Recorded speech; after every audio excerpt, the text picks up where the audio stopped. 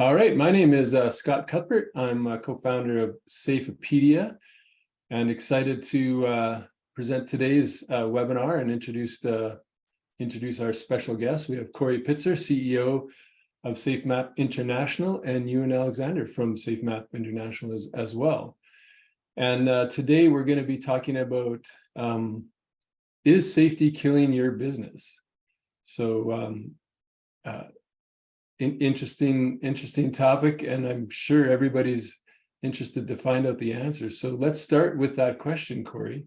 Why would safety as we know it be killing the business? Scott, I think there's a couple of reasons why I think that's happening. And organizations can have them more or less of this in their organizations. But I think there's four reasons. The first one is I think there is still a lot of separation of focus of safety in the organization. Safety is still operating in a silo in the organization. Even though we say safety is a line management function, I am not convinced that that's actually getting transferred to the line management. Line management buys into it and is very committed to it. But if it's a line management function, safety has to happen in the operational side of the business, inside the operations upstream. And I don't think that's happening. And that's the first one. The other thing is I think that we're still operating from, if I could almost put it, from low point to low point in a business. If there's an accident, there's a lot of focus on safety, and then things go well. There's an absence of accidents, and then things are more relaxed. In terms of safety, it becomes part of the normal activities of the safety department, and it's a bit of an erratic focus. The other thing is, as a result of that, I think it still remains a downstream business, a downstream activity. We have not really integrated threat analysis upstream in the planning processes in the organization systemically. It still focuses on what happens at the front end. Doesn't matter which view we're following, we are following still. If an accident happens, the focus is at what happened at the operational level, not at the tactical or strategic level. But I think the most important one is I think there is still and more evolution of cults in safety, where there is this blind compliance to rules and regulations. It's almost as if there's a stranglehold of safety on flexibility and agility and innovation in the organization. We hear a lot about work as planned, work as intended, or work as done, and I think there's a huge amount of strangling of flexibility and innovation of the front end of the business at the very least. So for me, there is this downside that comes from that, and that's why I say that. Yeah, well, I mean, we've had a lot of conversations over the years, and you have two companies in your profile, SAFEmap and RiskMap. We talk a lot about safety, we talk a lot about risk. So when did you decide to split those two, and why? It was quite a few years ago, actually, already, probably 2015, even if I remember well, 2015, 2014, we had this discussion that that SAFEmap is very much a focus on the new view of safety. SAFEmap has always been there. I started with the new view of safety probably in the late 80s in my first role. And when I started SAFEmap, that was the focus on safety differently, safety in terms of safety too.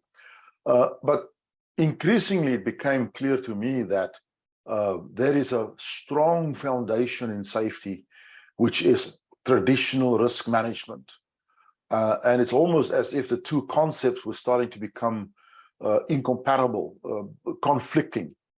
And I realized then that in order to keep both avenues alive in an organization, I need to also split my consulting process and approach to SAFEmap as focusing on the new view, progressive, almost against the safety one idea, which is what the RiskMap is about. But the RiskMap is not traditional, and I'll let Ewan talk about that, but is to keep the foundational side, the focus on risk, effective in our business as well, because it has to live together in any business. Almost at safety 1 and safety 2 has to live and continue to live together in a business to be truly effective. And that's the reason why we split it. And Ewan is taking charge of that risk map side of the business. Right. So, I mean, you touched on it a little bit, but SAFEmap fits with new view and HOP concepts.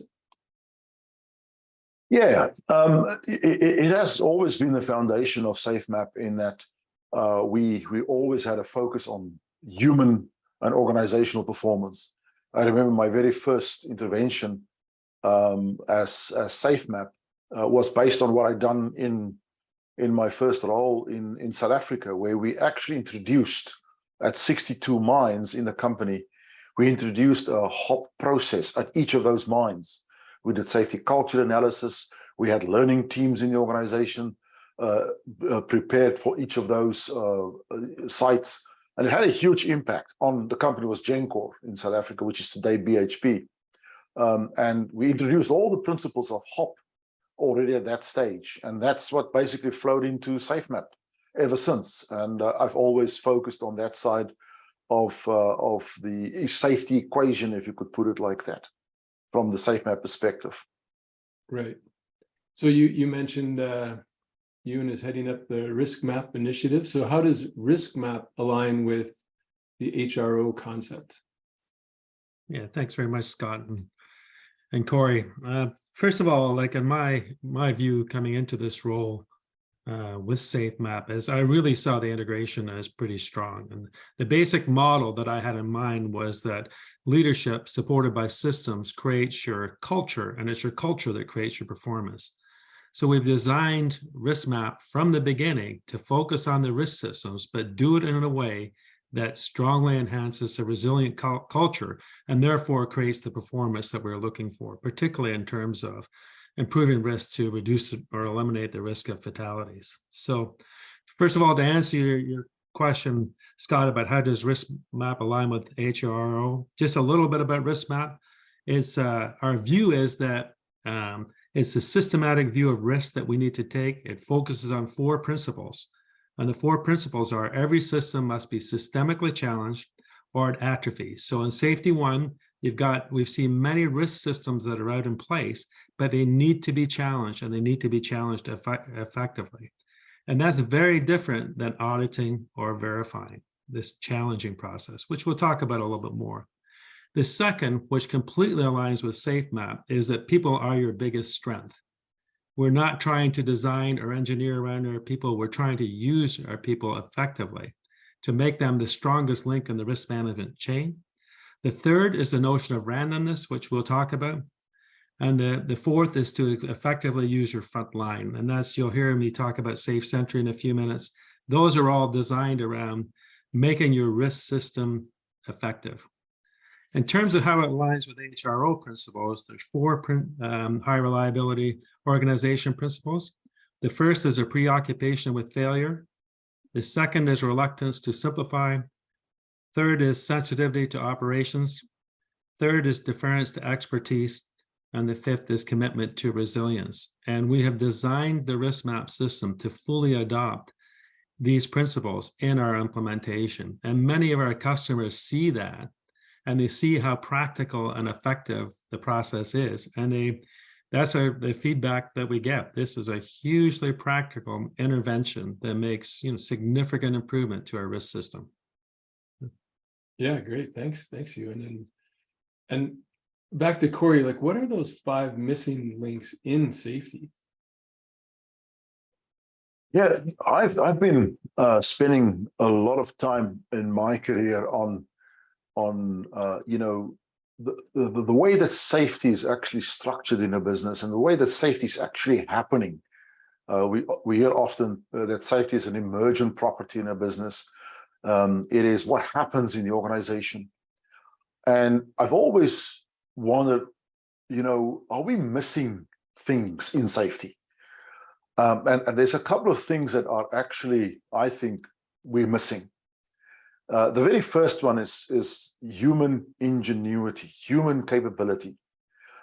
There's still a lot of focus in safety on what people do wrong, the human failure side of things. And whether we in safety 1 or safety 2 or HOP, we still focus on what people are doing wrong. We want to learn from what goes wrong in the organization. And then there's this idea we should learn from what goes right in the organization. But there's no real tools and techniques in that field. But we're always focusing on the shortfalls, especially when an accident happens. And Ewan mentioned that, you know, the humans are the strongest link in the safety chain. That has been our fundamental tenet for a long time. But I wonder how much we actually reinforce that in an organization. That's the first one. The second one is metrics. All the metrics that we deal with are visible metrics, are the things that we can measure, that's available to be measured. And also want to talk a little bit later about latent metrics, the metrics, the data that we don't see. How do we measure when nothing happens? And what do we measure when nothing goes wrong in the organization? And there's a range of metrics there that I think we're missing. The third one is, I think the best term I have for that is the split second.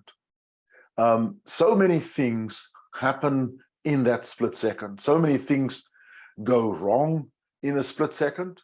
Well, the rest of the time, it is actually safe. You know, this systems are in place. The integrity of the system are beyond question. But then there's the split second moment of collapse. And everything goes wrong in that split second.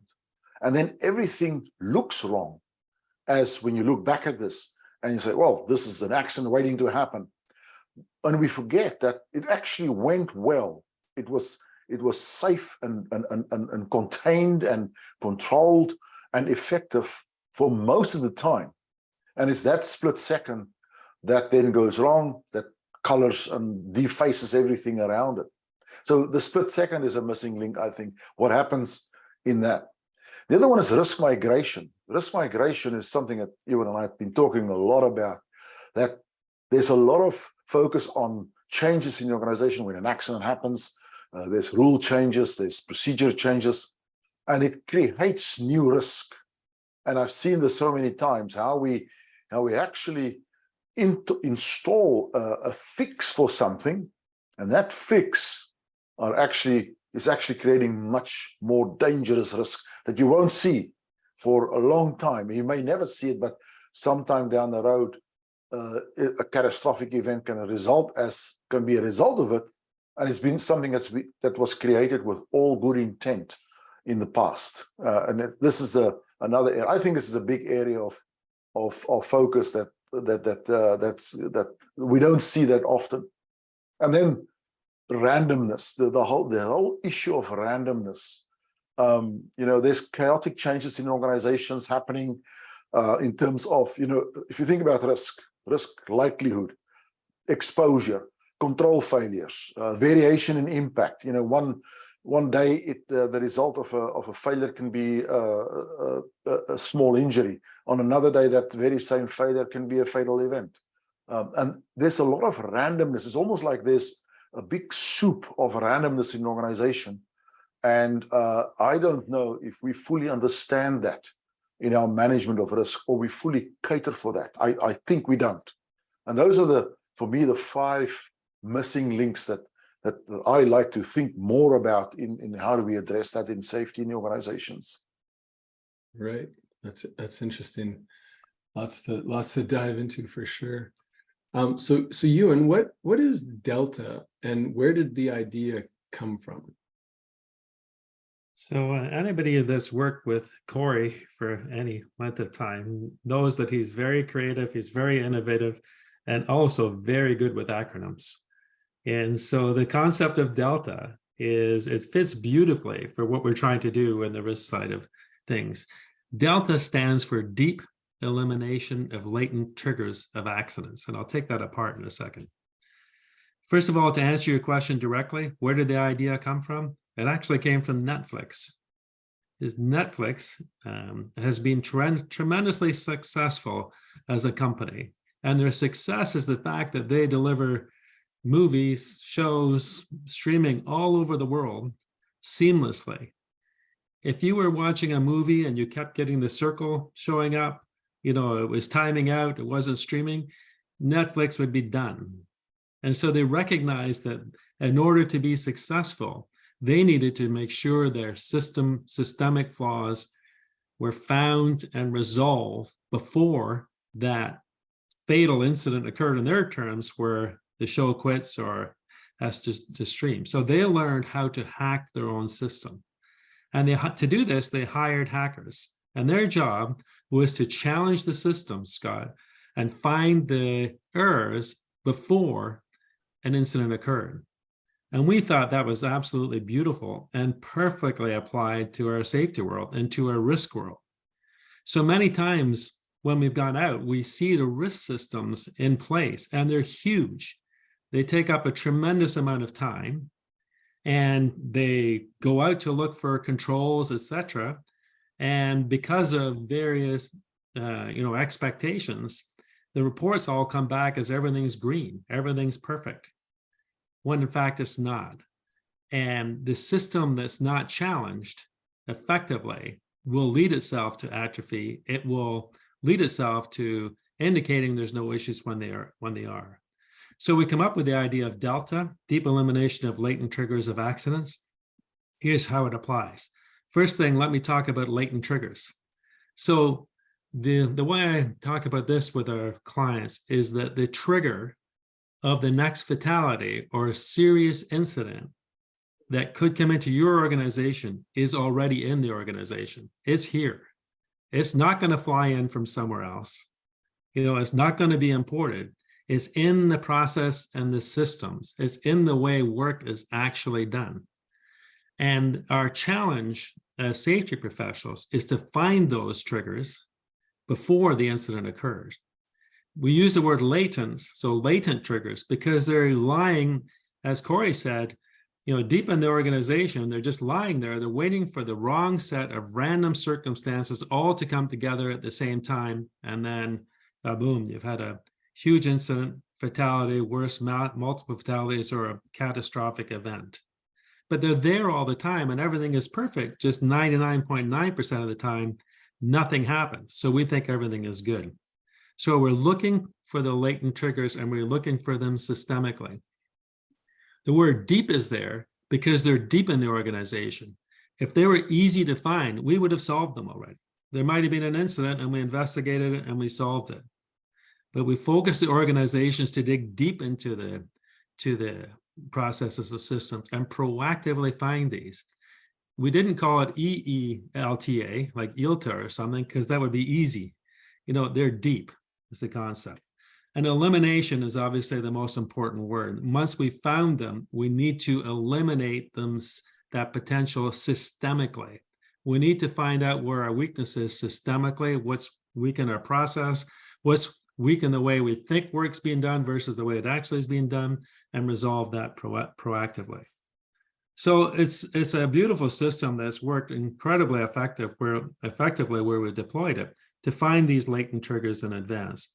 It has to focus on what's high consequence and low probability. If you try to do this with slips, trips, and falls, or hand injuries, it doesn't work. You overwhelm the organization. But you need to focus on the so-called black swans, the things that are unlikely to occur. But if it does happen, it can ruin your business and the lives of many people. Right.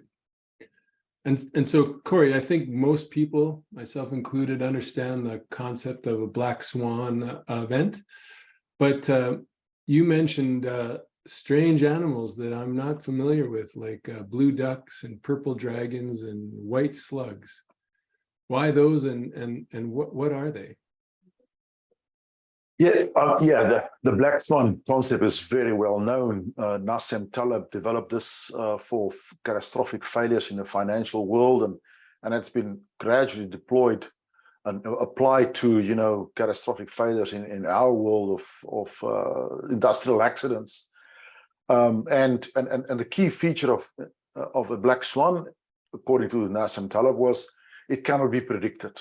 It can only be predicted in hindsight. You know, you can actually explain it after it happened. And most of these events are like that. But there was another financier, Didier Sonnet, who said, well, if you dig deep into digging deep into the organizations that had these events, there were enough indicators of these events possible. And therefore he said that there's an element of predictability on some of those black swan events that he looked at.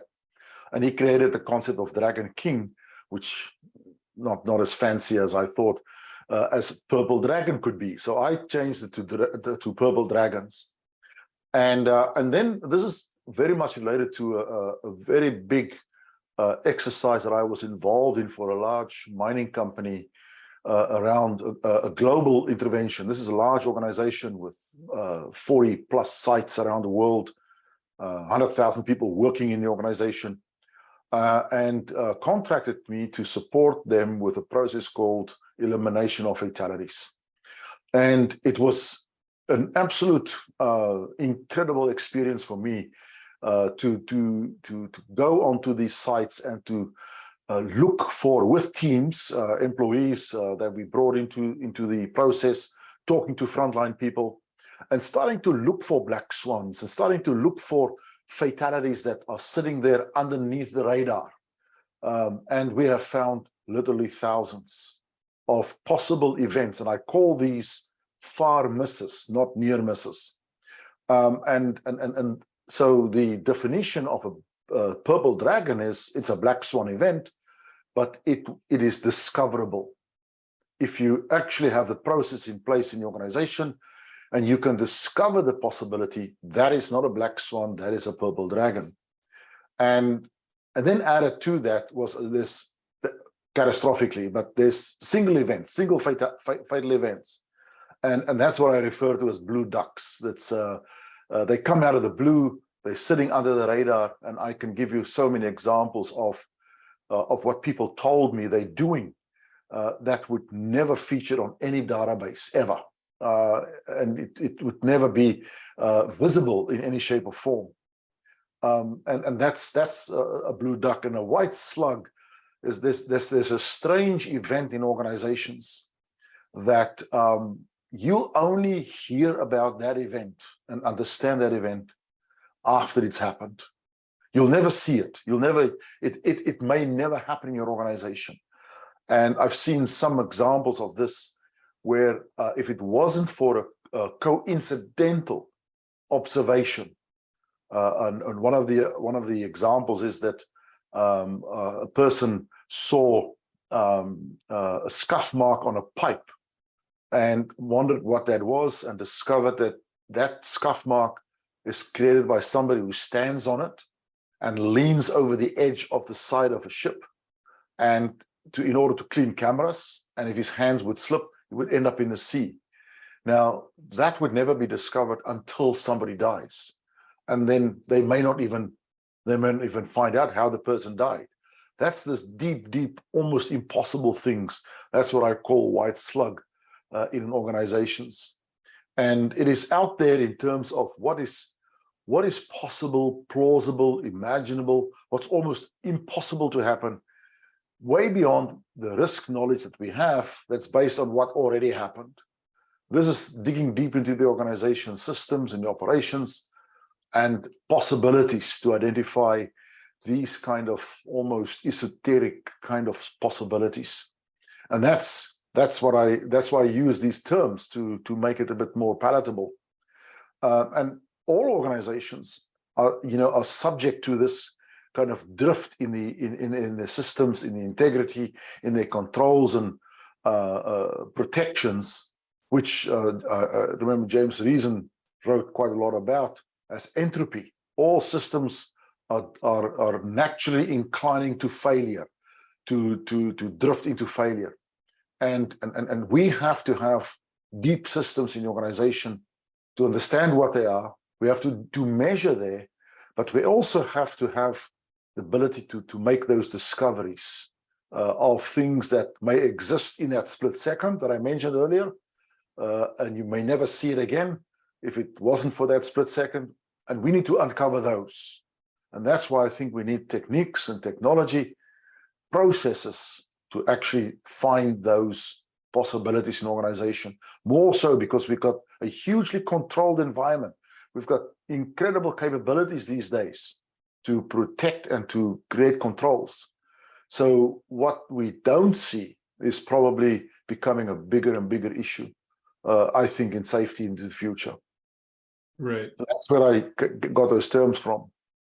Yeah, great. And I mean, you touched on it a little bit, and I loved you an example of Netflix, and obviously not directly safety related, but I think everybody can understand that concept. And I can say from personal experience, like if I'm in the basement and I'm on Wi-Fi, like Netflix is the only option. If you try YouTube or any of the other ones, you know, you're going to get that buffering and those issues, right? So how do you stay proactive and continue to find those problems before they occur? And maybe we can get into the Delta structure versus the Delta network, and how you measure success and the impact of the effort. Sure. So the Delta structure is, going back to Netflix, that's your basic delivery processes. So in our terms, in terms of risk and safety, it's your safety system. And it's your risk system that you've deployed. You know, so a typical risk system, you have identified your priority unwanted events, you've identified your controls, you've selected critical controls through a risk analysis, and you develop verification criteria, and people go out and verify, and you start to get feedback on how well your processes are running. And that should start to find some of these latent triggers in and of itself. And so typically, you know, companies have been running this system for more than 20 years now, and a long time, and have a lot of experience. And as I was deploying the system, and back in my background, when we first started off, we were at 60% verification compliance, and it quickly went above 85, then into 90, 95. And I was happy with 85% compliance. I was really happy, because that meant we were finding things, and we were finding things proactively, and we're having the opportunity to fix them. But what happens over time, as I said earlier, is I love the way Corrie just put it, you know, through James Reason, the system has entropy. It starts to deteriorate. And the way I've seen that play out around the world is, first of all, as I said earlier, it's a big load in the organization to do all these verifications. And if the controls aren't well designed and the verification questions aren't well designed, if they're too general, this becomes a tick the box activity. And people go out in the field, they're looking to see what happens, and they go, tick, that's there, tick, that's there, tick, that's there. And they stop thinking about how risk is really being managed in the field, because the controls aren't designed aren't perfect. You know, there's, as we said, there's randomness comes into the organization, and things change. And most of the time people adapt to those changes. So you have tick the box verification. The other thing I noticed was that the verifiers, people going out to verify the controls, started to find what they expected to find.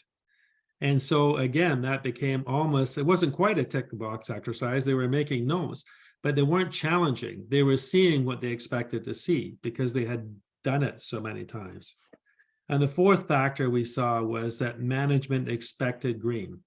You know, we all want our controls to be effective, and leaders said, these controls must be green. And guess what? That's what they got. And so people stopped challenging. And so I've said to some management in the past that, you know, with the risk system, the way you're applying it, you would be better off doing nothing than what's happening in the application of the system. Because the way it's being done now, you're telling yourself that the risk system is working well when it's not. There are underlying flaws, and that's worse than doing nothing. You're better off not to have a risk system at all than be telling yourself it's effective when it's not.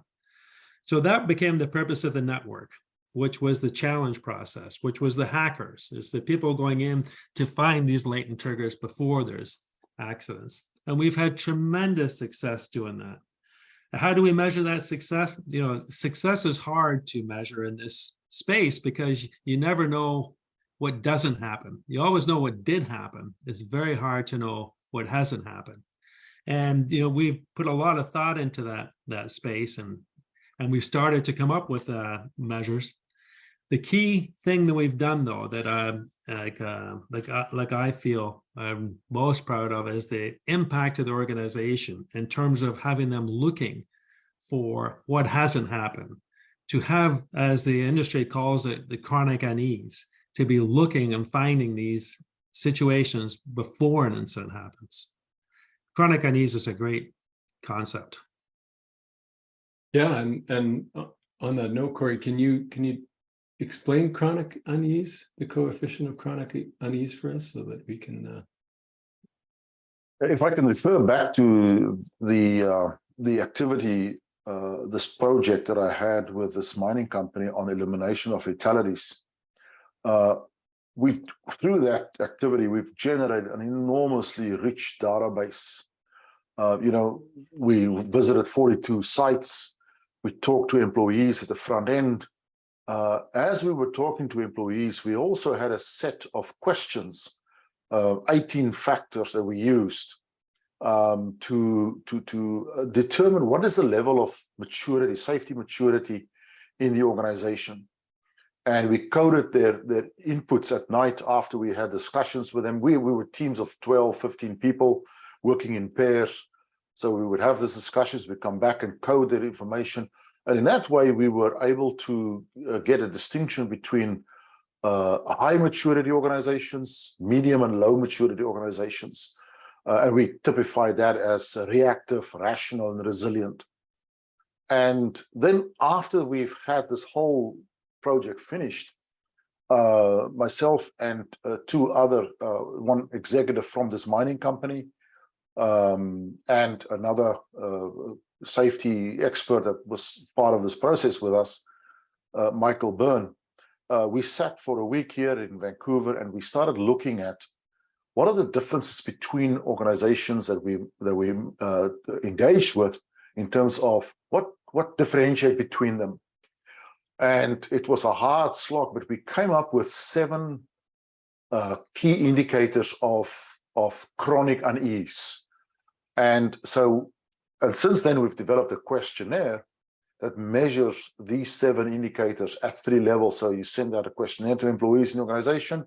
You tell them to make a selection between 3 options on each one of those 7 indicators, and then we calculate what is their level of chronic unease, if I can put it in simple terms. And those 7 areas were, first of all, what is the level of risk transparency? And with risk transparency, meaning what was the degree to which employees found issues in the organization, report them, and the extent to which that is allowed to go up the echelons in the organization as a risk transparency in that organization. The other one was width of focus on risk. So many organizations have got defined risk registers, and they have controls and critical controls associated with that. But a lot of the things that we actually discovered was not inside those risk registers. It was actually outside of those definitions. So the more narrow the focus is, the less chronic unease you'll find in the organization, because they only focus on what they've defined as risk based on what has happened in the organization. The other one is mindset of causation. Why do we have accidents? And the high mature organizations would have a focus on, well, it's embedded in our systems, failures and flaws in our operational parameters. The low maturity organization would say, well, that's what happens. People make mistakes at the front end, and that would be the one.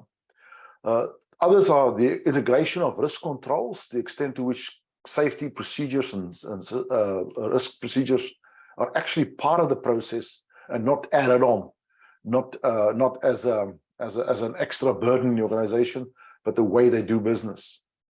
Ratio of upstream risk control is an interesting one, and I probably need a whole different webinar on these indicators.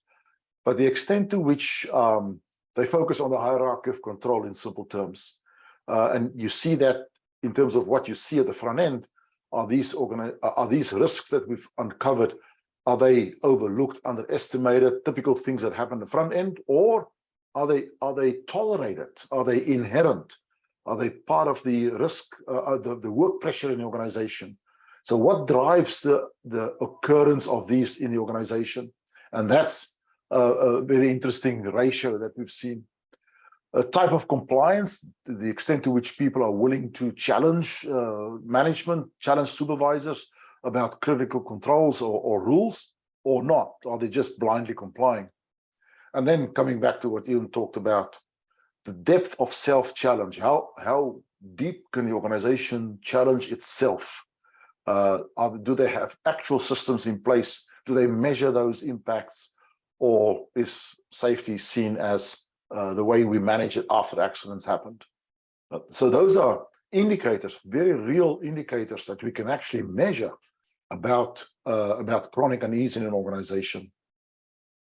Right. Yeah, I mean, we're talking about some pretty impactful concepts.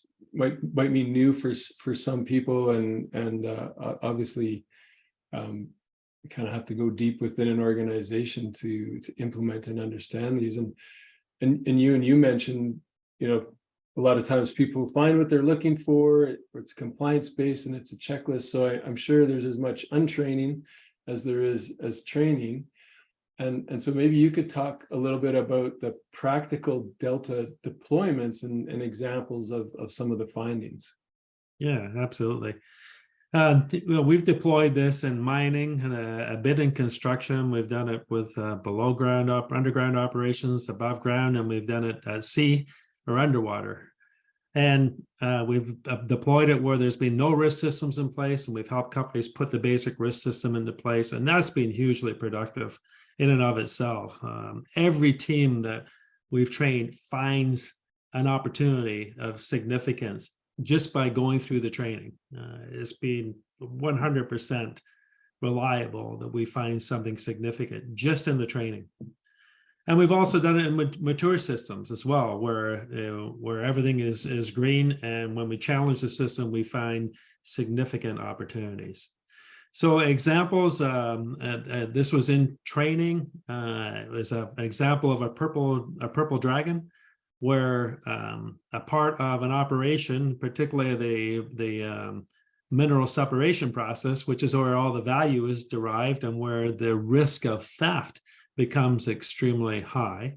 The status being given to security was superseding the status being given to risk mitigation. And in this case, the risk of a conveyor fire for welding put the whole enterprise at risk. If we had the conveyor fires are notoriously difficult to put out, and the system of controls around control of limiting the start of a fire were really weak because security was being given higher priority. The system challenge found that, and it was immediately corrected by management. So that's an example of a purple dragon found in training, just by the practical deployment. The second one I'd like to talk about is lifting. When I look at lifting, lifting of heavy objects around the world, I generally see weakness in the control of the drop zone. So quite often, when the risk analysis is done, people say that, yes, that's a critical control. We have to control the drop zone. And what that means is we get up red tape, everything's red tape, nobody can enter that area while the lift is occurring. What it completely ignores is what's the position of the person while the load particularly is coming into position. And so many times around the world, we see people in the line of fire, in the drop zone. The drop zone is controlled in terms of keeping other people out, but the people doing the work put themselves at risk. And when this idea gets introduced systemically and corrected, everybody will say, yeah, we have taglines. Why I don't understand why taglines aren't being used. but it's this in-depth look at the detail of how work is actually being done that finds these kind of issues. So if I had to pick a systemic area where I see weakness around the world, that is the control that's ticked the box that the area under the load is controlled, but where I see more risk, significant risk being taken by workers, all with good intent. But, Right. you know, so another other system that I haven't had a chance to talk about then, but we've had great success deploying is SAFEsentry, and that involves the frontline worker, you know, which is one of the HRO principles, getting, you know, empowering the front line and getting feedback from the front line and getting their feedback. We've also had tremendous success with that process in seeing risk that's not being seen. Yeah, great. And on the SAFEsentry's note, Corey, I know we've talked about Deming's principles and, you know, involving that front line and getting your team engaged. So can you talk a little bit about SAFEsentries and what it is and how it works within an organization? Yeah, I'm very enthusiastically talk about that. The SAFEsentry system is, you know, I'm so excited about the system and what it is achieving on a day-to-day basis. It seems, you know, very simple. The system seems very simple, and it is simple because we want to deploy this at the front end of the organization. And so basically what happens in very basic terms, it is a role that is played every day in a team by one person in a team. And that role is rotated. And the task of the person, when that person is appointed as the SAFEsentry for the day or for whatever period, is to do risk observations, but engaging with fellow employees in the process, not to go and observe their behaviors and, you know, a BBS kind of observation. It is a risk observations. So basically, it is a risk discovery process. They go out, engage with the person. We have an app that we've developed, which is a very basic, beautiful app that allows the person to record the information, take a photo, do a voice recording of what they see, and they take a photo, and then they actually analyze this risk, what they see with a little risk calculator. They verify the controls that are supposed to be in place there, and they classify that as one of what we call the 6 whys. Is it overlooked, underestimated, rewarded, inherent, pressurized by work tempo, or tolerated? One of those 6 areas.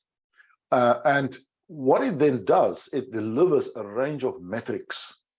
But the most important value that comes out of this whole process is the discovery of risks at the front end. And you'd be absolutely astounded. I sit every week with the management teams on a Monday, and we go through the observations of the past week.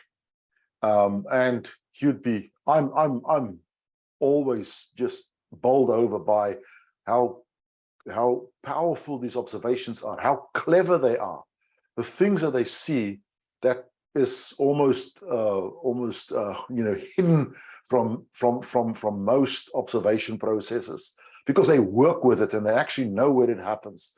And as this develops, the risk transparency in the organization, the culture of reporting, the positive, and this is where the HOP principles are being put into place by the system. And at the same time, it is focusing on the HRO principles. So there's a system that really integrates this. And as this happens, they become more and more involved.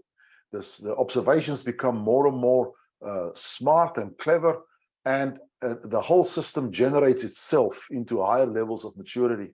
But importantly, it gives the management of the organization a real handle on things that can, this split-second moment thing that I talked about earlier on, that happens in the organization momentarily and quickly can be closed out, quickly can be looked at why this is occurring in the organization, and then solved in very proactive and flexible ways.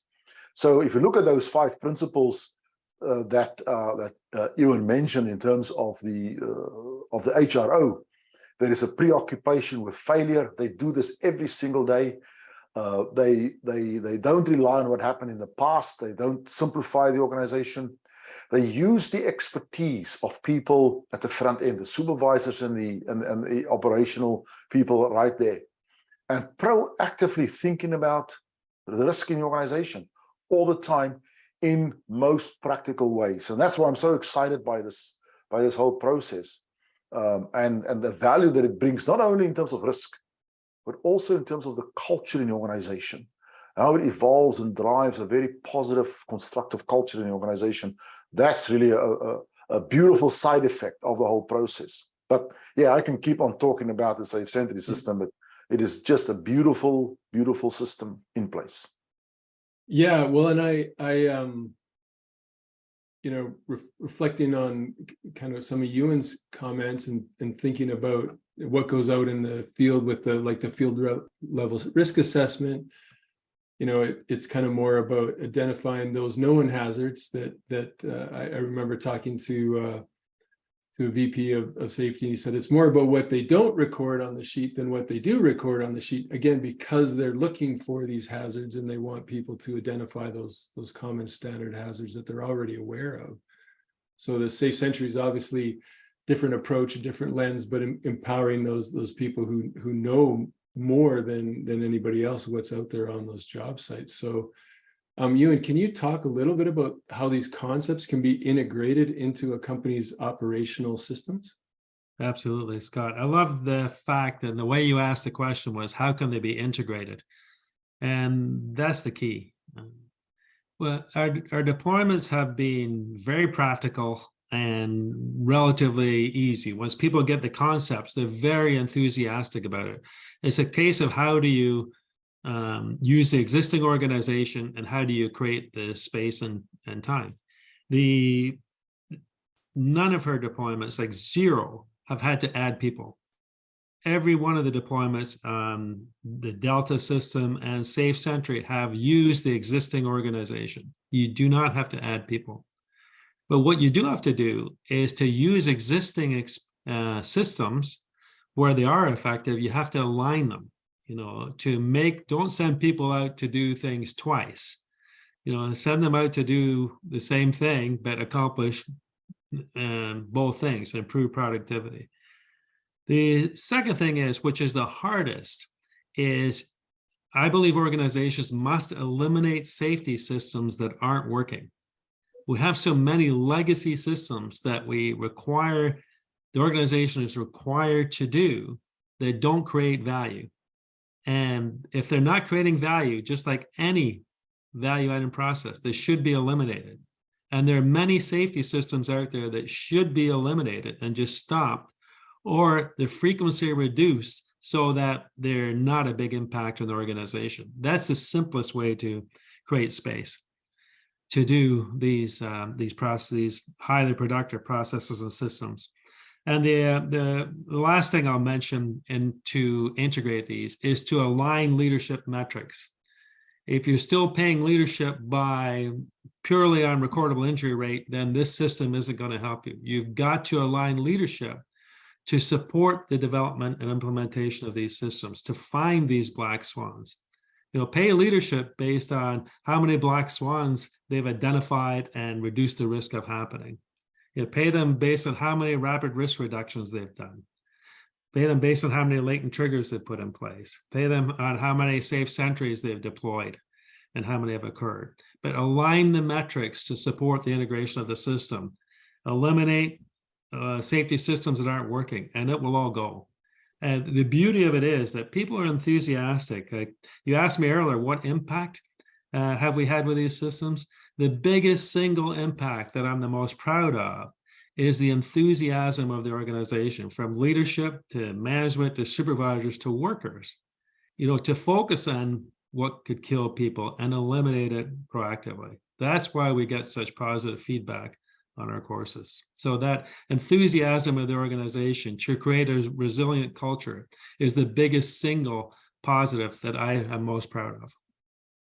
Yeah, that's exciting. And I know Corrie shared a lot of the feedback, and it is overwhelmingly positive, and it is interesting. And I think we could have a whole nother hour set aside talking about implementation and training of the organization, or retraining of the organization, and again identifying safety systems that are not providing value and that may be outdated, that we need to remove, because again there's that compliance attitude of we just keep doing what we've been doing, right? So but on that note, I know we're getting close to time here. Corrie, can you share with us what's next for SAFEmap and RiskMap? I think a very important thing that Ewan mentioned there is this, is to continue to streamline our interventions, so that people in the organization don't see safety as a burden, but that actually enthusiastically embrace what we do and what they do in terms of safety, to a very great measurement for us. But in terms of the future, there is a whole range of opportunities being opened up by advanced technologies in organizations, and the bringing in of automation, advanced software development, and technology around sensoring and things like that. And I think there lies a great opportunity for us to also look at that and ensure that doesn't bring into the organization some impediments and some failures that is, we don't even know about, that may occur. One of the things is that the safer we make the organizations, the more we protect people, the more people feel protected, and the whole issue of risk homeostasis is increasingly evolving. I think there's an area there that this is more cultural than for SAFEmap, is to really see how do we interface with on the risk side, and create new opportunities and new interventions. I'm looking forward to more great ideas like the Safe Sentry to be able to be ready for organizations in the future. But in the meantime, we've just finished the development of Safe Sentry, and we're now starting to make it available to clients. And there's a whole era in front of us just to get this system out there, so people can see the real value of how it embraces HRO and HOP principles into one elegant system.